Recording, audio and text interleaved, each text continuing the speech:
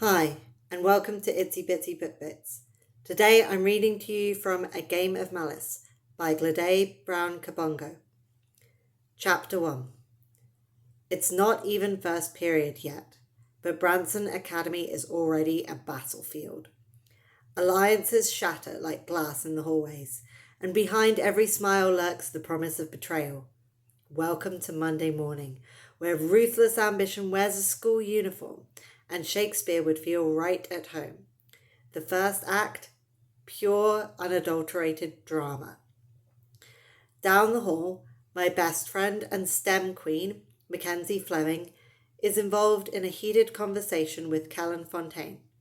Mackenzie's hands fidget with the straps of her backpack. A tense, palpable energy radiates off her. I weave through the bustling crowd of navy blue blazers, ties, and plaid skirts to grab what I need from my locker before heading out to AP Chemistry.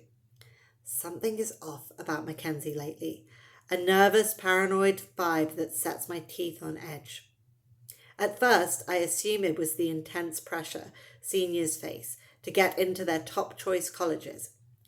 The race began well before the fall semester kicked off a month ago. At Branson, everything is an Olympic sport, even college admission, a potent mix of desperation and depression.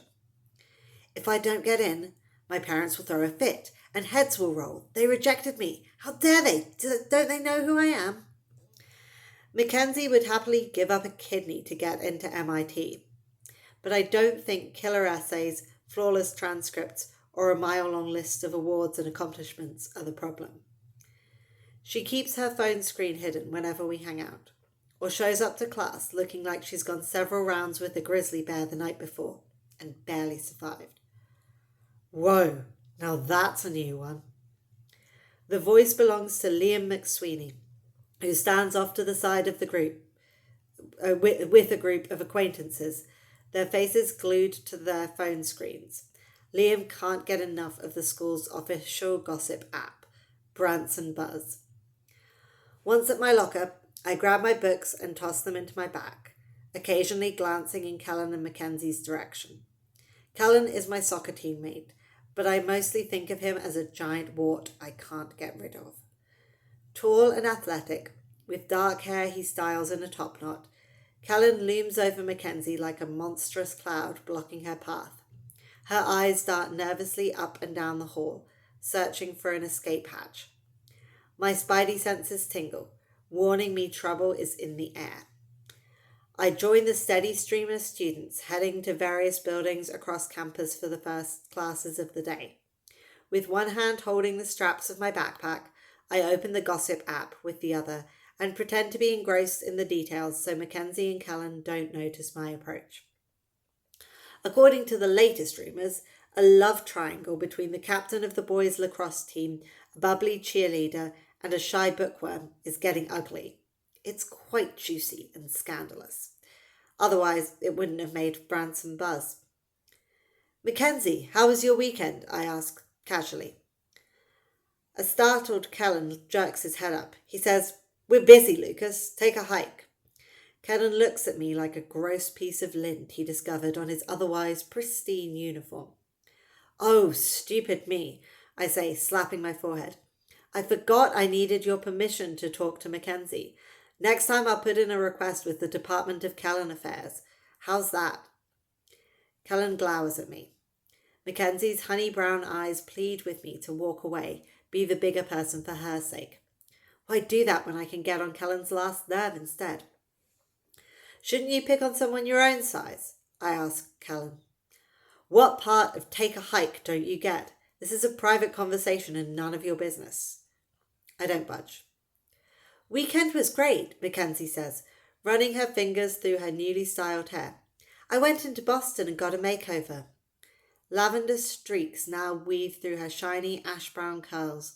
The bold change suits her, adding an edge to her usual polished look. She shoots me a too bright smile, meant to reassure me she's fine. I don't want to stress her out further, so I back off to give her some breathing room and time to get away from her abrasive boyfriend. I'll see you later, I say. Taking off for AP Chemistry, but text me if you need anything, okay? She nods slowly. Sure, Lucas. I'll catch you later. As I walk away and rejoin the flow of students, a tight knot forms in my stomach. Why was Kellen so intense and Mackenzie desperate to get away from him? I can't help but glance over my shoulder, half expecting to see Kellen's menacing glare following me like an evil eye. But they're already gone, swallowed up by the throng of students. Once outside, I sprint across the quad toward the STEM building, breathing in the crisp October morning air. The Branson campus is massive and ridiculously picturesque, spread out over several hundred acres in Concord, Massachusetts. The manicured grass fans out like an emerald carpet, and the pathways are lined with neatly pruned hedges and colourful flower beds. Towering oak trees complete the portrait. Ah, yes.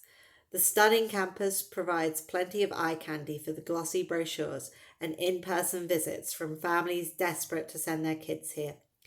Families impressed with the size of the endowment, the school's reputation for academic excellence, and record number of acceptances to top-tier colleges. But I've also been at Branson long enough to know there are plenty of hidden skeletons that don't make it into the brochures or campus tours. It's the other side of Branson where trouble always lurks, like some evil henchmen in a dark alley at night. Pardon the reference. Obviously, I've watched one too many gangster movies with my brother, Blake. Last year, an AP English teacher was fired for running a pay-to-play scheme.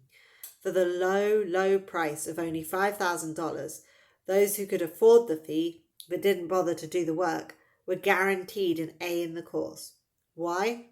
Because AP English is almost PhD level here, as in Ms. Whitman has a PhD in English from Columbia.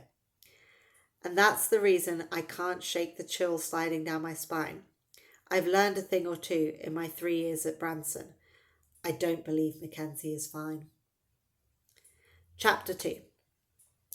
I catch up with Mackenzie at an after-school club meeting.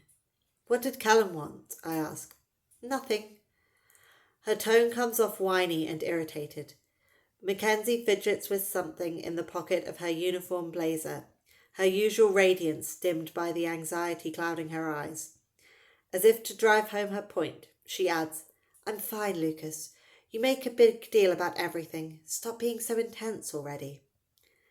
Now may not be the best time to tell my friend to quit lying to my face. First off, she won't be my friend much longer if I do. And second of all, my mother says you catch more flies with honey than with vinegar. Why would anyone want to catch flies? I have no idea, but whatever. I worry about you. Are you stressed about applying to college? Mackenzie shakes her head, her curls bouncing with the movement. She then shifts her focus to the dark pink polish on her fingernails. My cue to buzz off.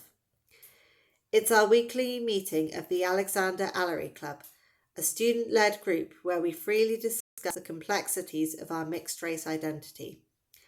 Alexander Allery, a biracial student from France, attended Branson over 40 years ago.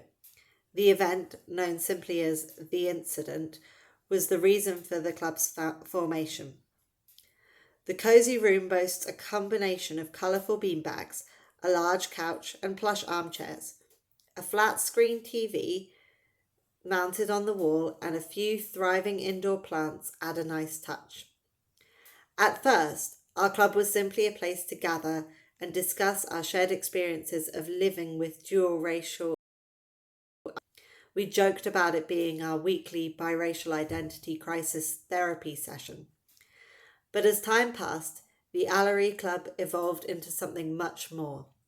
It became a haven where we can embrace and revel in our diverse backgrounds through activities like movie nights, cultural outings, and indulging in delicious foods.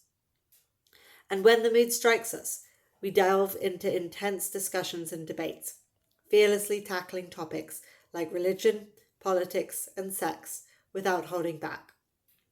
Besides, the club is the only safe space on campus we can let loose about race and ethnicity with humour and laughter, and not worry that the PC police will come for us.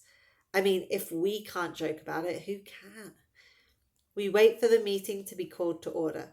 Some members are lost in their phones, scrolling through social media or texting friends, while others have earbuds or headphones on, blocking out the world and immersing themselves in music. Candace Baxter, who's black and Indian, buzzes around the room like a hummingbird, tending to her beloved plants. As the official plant mum of the club, she's overprotective of her babies and threatens to harm anyone who messes with them. We all know better than to touch the plants without her permission, let alone water them, if Candace misses a club meeting. Come on, tell me what's really going on. I'm hounding Mackenzie again. I've got your back, whatever it is. Lucas, please, she whispers. I know you want to help, but you can't, okay? So drop it. Note to self. Add short-tempered to the list of Mackenzie's odd behaviours. When we first became friends, she was all sunshine, an optimist who was good at many things. Like photography, she took amazing photos of nature and even won the Shutter Star Award, a prestigious contest for middle school and high school students across the country. That hobby fell away, and I hadn't noticed until now. I wonder if her anxiety has anything to do with her parents. Mackenzie is an only child and says her parents have been unhappy and fighting a lot lately. I only met them once when they came to Branson for an event. Mackenzie's mother is Dean of the Heller School for Social Policy and Management at Browne University, and her dad is a research scientist at a life sciences company in Cambridge. Are the Flemings splitting up? Is that why Mackenzie seems to be unravelling?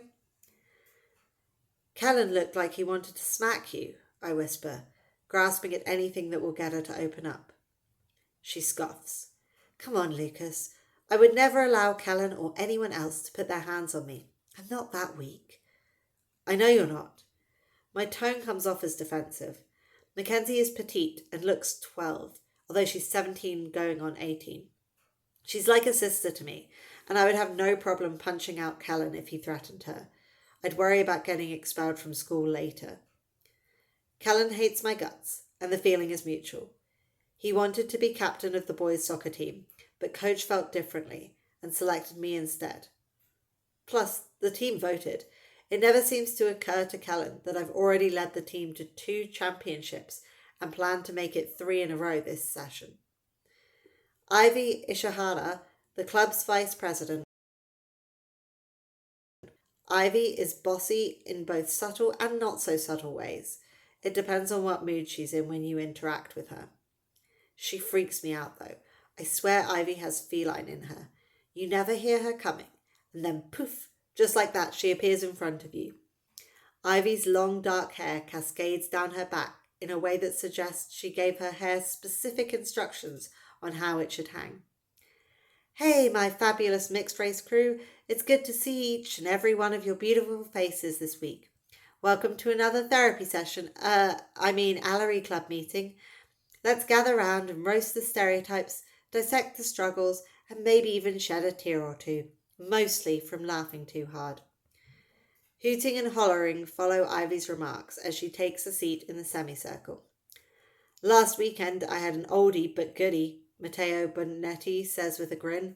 He's co-anchor of The Branson Insider, our popular student-run TV news broadcast. Ivy nods and motions for him to continue. It was the classic, "What are you?" he says, prompting eye rolls and murmurs from the group. Ivy asks, "How did you respond?" With mischief in his eyes, Matteo says, "I told her I was a rare Pokemon." The club erupts in laughter. Even Mackenzie can't help but crack a smile. "That was truly epic," says George Yancey, fist-bumping Matteo. George is a soccer teammate. He constantly complains about being caught between the disciplinary tactics of his strict Liberian father and his more laid-back Swedish mother, who lets him get away with anything. He says, "Lucas had a similar experience. Right, Lucas?" Her eyes bore into me, forcing me to engage in the conversation. I try to avoid Ivy. My sister Alexis loathes her. If I so much as flash my teeth at Ivy and Alexis finds out, it won't be pretty. I can practically hear her voice in my head right now. You're dead to me, Lucas. Not sure what you're talking about, Ivy. I need a minute to reorient my thoughts. I wasn't expecting to be called on. Ivy folds her arms over her chest, her face the picture of exasperation. With a dramatic sigh, she says, It's about people constantly challenging your blackness, or thinking it's acceptable to make racist comments about you because they assume you're white based on your appearance.